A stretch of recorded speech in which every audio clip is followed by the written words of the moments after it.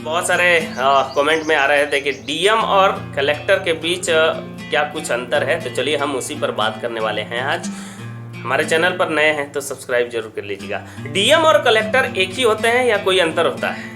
हम आपको इनके काम के बारे में बता रहे हैं। डीएम एंड कलेक्टर संविधान के आर्टिकल 50 के तहत पब्लिक सर्विस को अलग कर दिया गया है।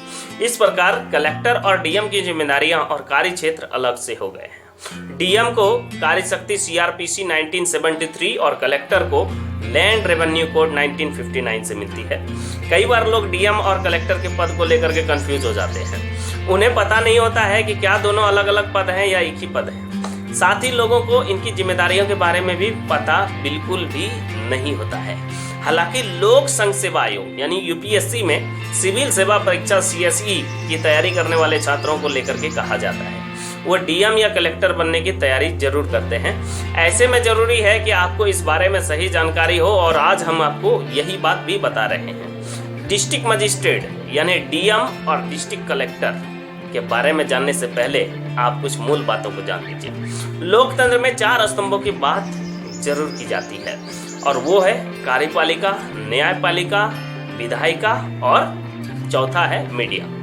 किसी भी जगह पर कानून व्यवस्था को बनाए रखने की जिम्मेदारी जो है कार्यपालिका की होती है। कानून व्यवस्था को बनाए रखने के लिए जिस अधिकारी को नियुक्त किया जाता है उसे ही डिस्ट्रिक्ट मजिस्ट्रेट यानी डीएम कहते हैं।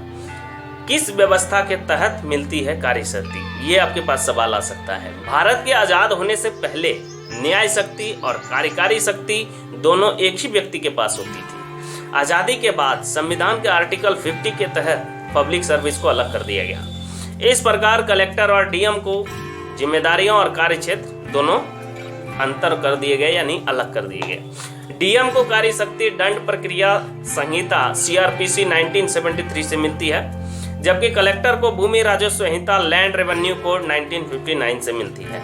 दोनों का काम जिले में काम कर रही विभिन्न एजेंसियों के बीच समन्वय बनाने का भी मौका होता है। कुछ जगहों पर डीएम के कार्य में कलेक्टर की शक्तियों को निहित भी कर दिया जाता है। इसलिए कभी कभी कहा जाता है कि डीएम और कलेक्टर एक ही होते हैं, लेकिन ऐसा जरूरी नहीं है। अब क्या है दोनों में अंतर, हम थोड़ा सा आपको बता देते हैं। डिस्ट्रिक्ट कलेक्टर के बारे में हम आपको बताते हैं। किसी भी जिले में राजस्व प्रबंधन से जुड़ा हुआ सबसे बड़ा अधिकारी डिस्ट्रिक्ट कलेक्टर को ही जाता है।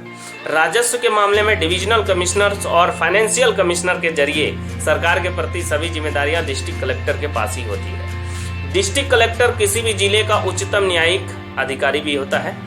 आगे जानते हैं कि डिस्ट्रिक्ट कलेक्टर की प्रमुख जिम्मेदारियां क्या क्या होती है।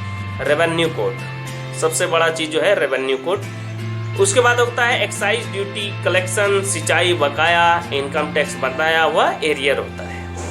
राहत और पुनर्वास कार्य ये भी उनके पास जिम्मेदारी होती है। भूमि अधिग्रहण का मध्यस्थ और भू राजस्व का संग्रह, लैंड रिकॉर्ड से जुड़ी हुई व्यवस्था, ये सारी चीज इनके पास होती है।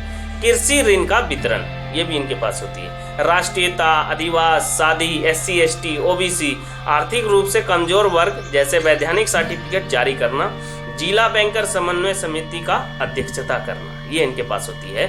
जिला योजना केंद्र की अध्यक्षता करना ये भी इन्हीं के पास होती है। अब आइए हम आपको बताते हैं कि डिस्ट्रिक्ट मजिस्ट्रेट जो भारतीय प्रशासनिक सेवा आईएएस अधिकारी होता है उनके पास क्या कुछ होता है। डीएम किसी भी जिले का सर्वोच्च कार्यकारी मजिस्ट्रेट अधिकारी है, और उनकी जिम्मेदारी जिले में प्रशासनिक व्यवस्था बनाए रखने की होती है। विभिन्न राज्यों में डीएम की जिम्मेदारियों में कुछ अंतर हो सकता है। जिले में कानून व्यवस्था बनाए रखना, पुलिस को नियंत्रित करना और निर्देश देना।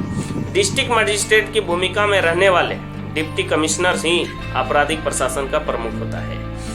अधीनस्थ कार्यकारी मजिस्ट्रेटों का निरीक्षण करना, मृत्यु दंड के कार्यान्वयन को प्रमाणित करना, ये सारे चीज डीएम के पास सुरक्षित होती है। डिस्ट्रिक्ट के पास जिले के लॉकअप्स और जिले के प्रबंधन की जिम्मेदारियां डीएम के पास ही होती है। तो आई होप कि आज के इस वीडियो से आपको जरूर है कि डीएम और कलेक्टर में दोनों के डिफरेंसेस कार्य क्या क्या हैं वो आपको पता चल गया होगा।